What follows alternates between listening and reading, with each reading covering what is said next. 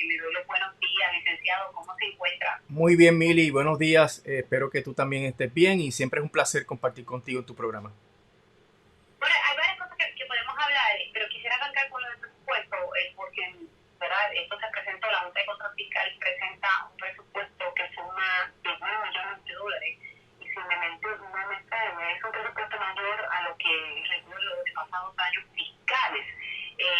Y yo no sé si era que OJP estaba a la espera de que la Junta aprobara este presupuesto para entonces ellos enviar el suyo para la evaluación de la legislatura.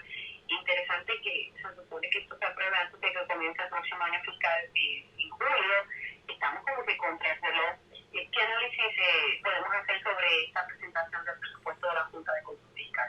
Efectivamente, el presupuesto es más alto que el presupuesto de los años anteriores, pero es porque es evidente que ante la pandemia y ante los daños de la economía hay que invertir. El gobierno tiene que convertirse en un motor de crecimiento económico en áreas muy especializadas. La Junta identifica, a mi juicio, correctamente las áreas de las telecomunicaciones y la salud.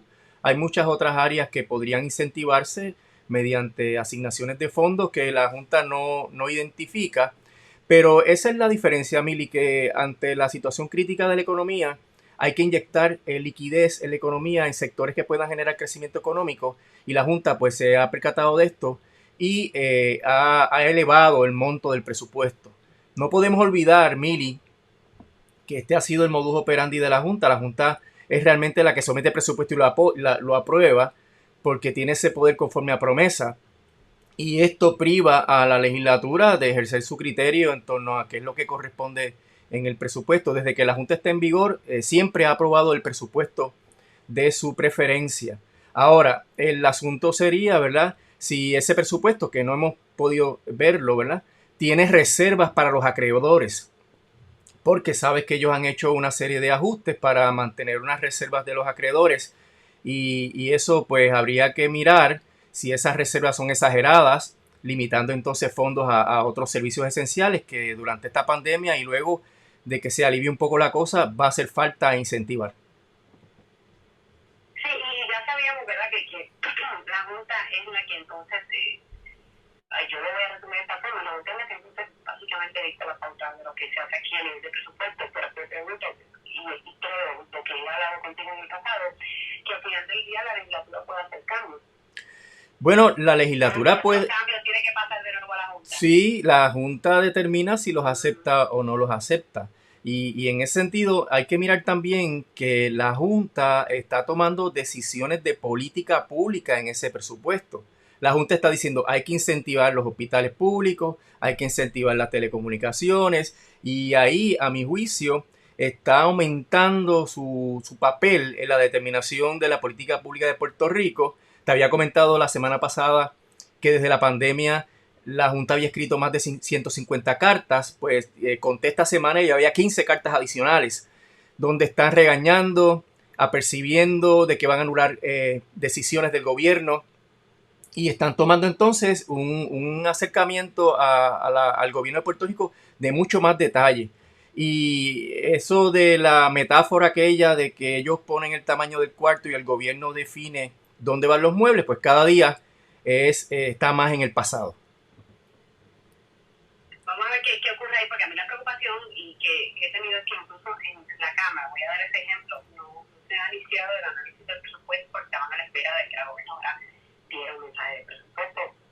Entiendo que no va a dar al paso que vamos, y tampoco no es como que obligatorio. Lo importante es que se envíe ese presupuesto a la legislatura para entonces que la Cámara inicie ese proceso de análisis que va a ser a las nubes, porque lo que queda ya el lunes es el 15, si no me falla, y lo que queda es bien poco tiempo para analizar con detenimiento este presupuesto. Sí, porque ya las decisiones estratégicas y fundamentales ya la Junta las tomó. La Junta cuando determina un curso de acción es muy difícil que la Junta reconsidere. Por ende, el espacio que tiene la legislatura para hacerle cambios a ese presupuesto es realmente ínfimo. Pues se aprobará el que la Junta decida. Toma nota que coincide esto con que Omar Marrero está en el Congreso donde está quejándose de que la Junta está ocupando el espacio que tiene el gobierno para fijar la política pública y eso en el contexto de las enmiendas que está proponiendo el representante Grijalva ya en el Comité de Recursos Naturales de la Cámara Baja Federal.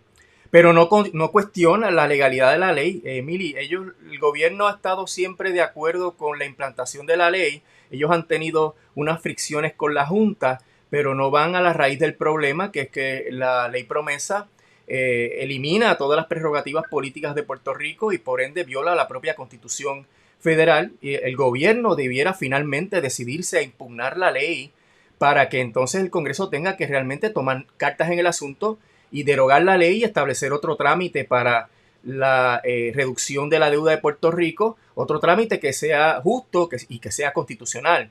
Y mientras el gobierno no asuma una postura de cuestionar las raíces de la situación, del problema, vamos a estar siempre en esta lucha de poder, donde la Junta ya ha tenido varias decisiones judiciales que le dan amplios poderes sobre el gobierno de Puerto Rico y el gobierno de Puerto Rico no puede hacer nada. Así que yo creo que el gobierno está contra la pared y este asunto del presupuesto va a ser el último ejemplo de cómo la Junta controla toda la política pública que se genera en Puerto Rico. Vamos a ver qué ocurre con estos procesos de análisis y cómo finalmente termina el presupuesto. Vamos a hablar sobre el informe que hizo este instituto, siempre sale el nombre de AIEFA. Y la organización Cambio, que es un informe sumamente importante y como le decía al principio a los radioescuchas, no es un informe que sale de la nada, sino un informe que se prepara a base de documentos que entregó la Autoridad de Energía Eléctrica sobre, ¿verdad?, el proceso que se siguió para otorgar el contrato a la empresa New Fortress Energy y Cambio estuvo unos 9 meses investigando este informe para que la autoridad le diera estos documentos. Y a base de ese análisis, de esos documentos que entrega la autoridad, se hace este informe que revela que no se siguió el debido proceso a la hora de otorgar el contrato para gasificar las unidades 5 y 6 de San Juan. Que hubo comunicación, hay correo electrónico, comunicación entre el personal de la Autoridad de Energía Eléctrica con esta empresa y con asesores de esta empresa para dar información privilegiada en comparación con otros licitadores. ¿Qué le parece a usted todo esto? Y la hubiera solicitado, él hablaba con Ángel Figueroa Jaramillo, esta mañana le mandaron una carta al fiscal federal para que investigue este caso. Y ya prensa asociada ha reseñado esto y se ha levantado por otros medios en Estados Unidos.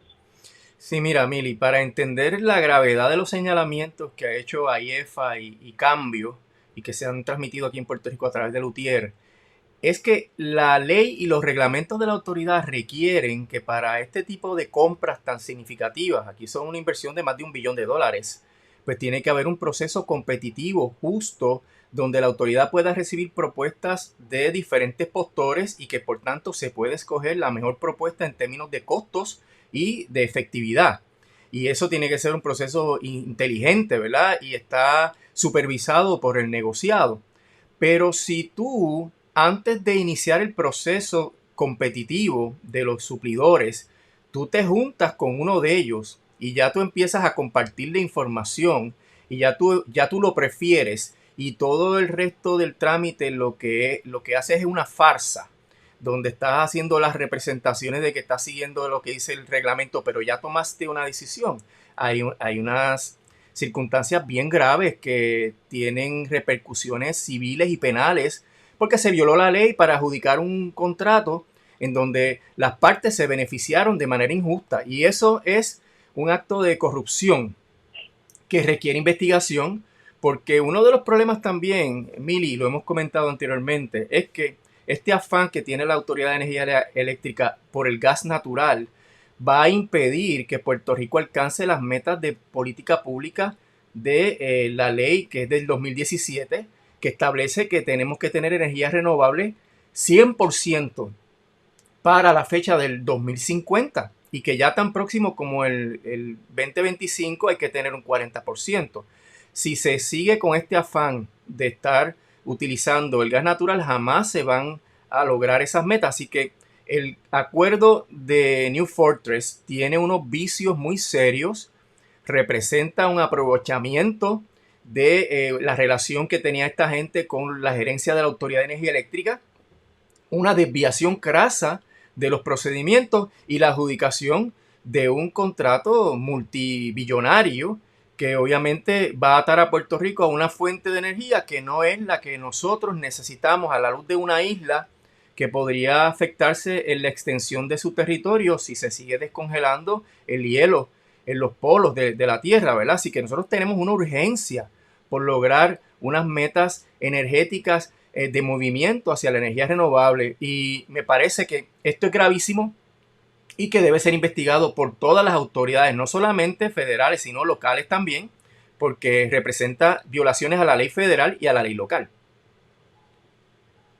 Sí, la verdad, a mí lo que me preocupa de todo esto es que como que no sé, porque no lo voy a decir tal vez públicamente, pero espero que las autoridades no miren hacia otro lado. En este caso, el negociado de energía, según lo que me estaba explicando Ingrid Pina, dio el visto bueno para esto, la Junta de Control Fiscal dio el visto bueno para esto. Sí, pero no necesariamente hemos visto coincidencia, ¿verdad?, de las decisiones que toma la autoridad y el negociado y la Junta en relación a estos objetivos de la ley en cuanto a las metas de energía renovable. Fíjate que el negociado no es una entidad proactiva, el negociado recibe las peticiones de autorización de la autoridad y la autoridad es la que somete la información.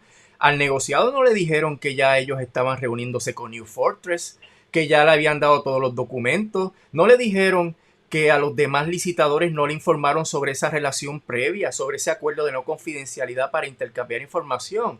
O sea, el negociado aprueba esto a oscuras porque no le han divulgado todo lo que está pasando y eso es parte de las violaciones de ley que hay y de por qué esto es tan grave, ¿verdad? No solamente hacen una situación para darle ventaja a New Fortress, sino que cuando van al regulador no le cuentan cómo fue que se llevó a cabo el proceso y cuando hacen el proceso del RFP con los otros suplidores tampoco le dicen lo que hay en torno a New Fortress. Así que todo el proceso está viciado, hay unos desembolsos de fondos dramáticamente importantes y ahí es que vienen entonces violaciones a las leyes que deben investigarse tanto a nivel federal como local.